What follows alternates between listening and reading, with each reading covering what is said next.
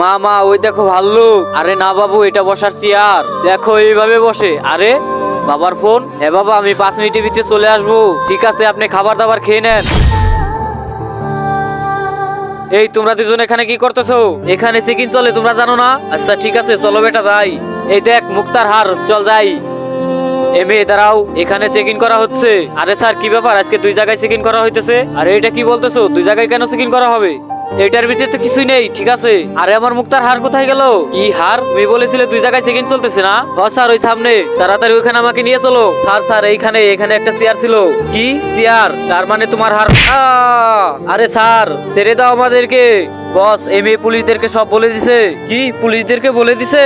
আরে বস, ভয় পাওয়ার কিছুই নেই। কি বলতেছিস ভয় পাওয়ার কিছু নেই? এই মেয়ে যদি বলে দেয় তাহলে আমরা দুজনের একজনও বেঁচে থাকতে পারবো না।